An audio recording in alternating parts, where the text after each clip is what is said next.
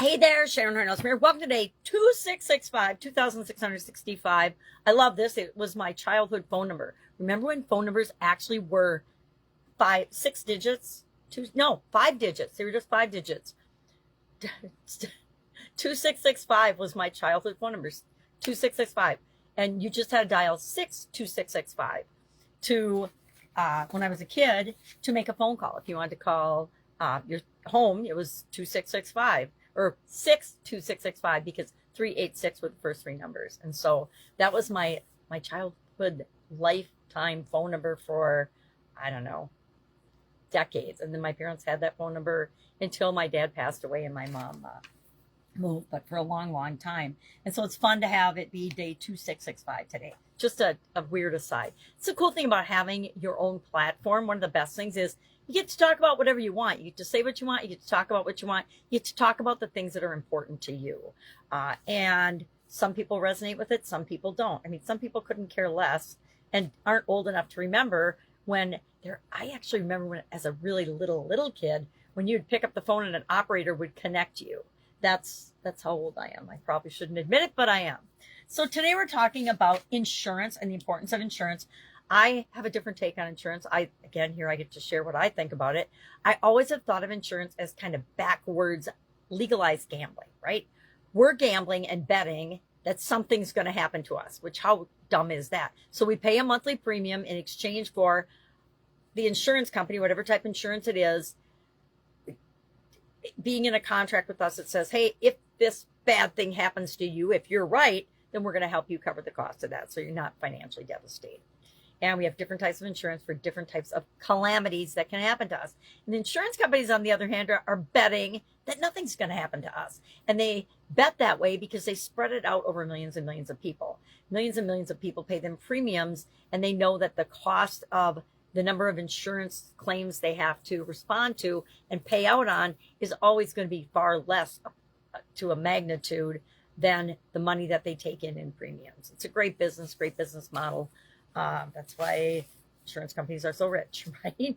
So we're talking about the different types of insurance today, and for both Supersize Your Business and the Be a Better You Annual Challenge. And I guess my main take on insurance and why I'm a fan, although I can't say that insurance is one of my favorite topics or subjects. It definitely isn't.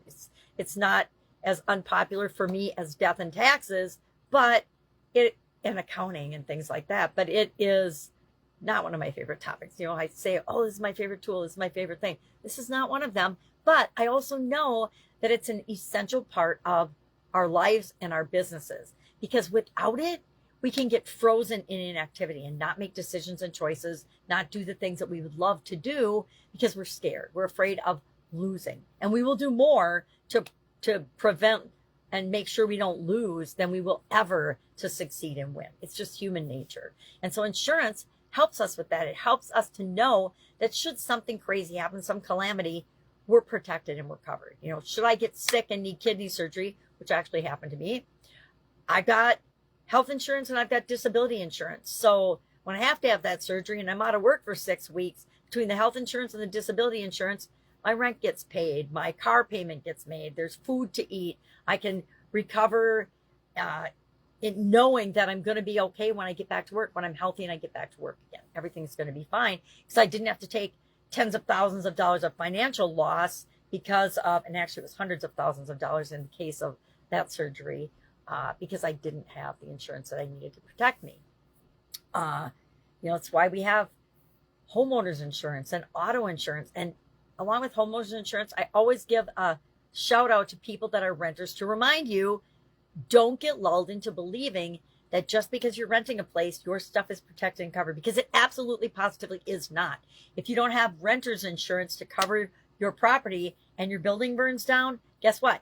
Goose egg. You got nothing, because your homeowners, the building's property insurance does not cover any of the stuff that's in the building that doesn't belong and that isn't a fixture to the building. So be careful about that.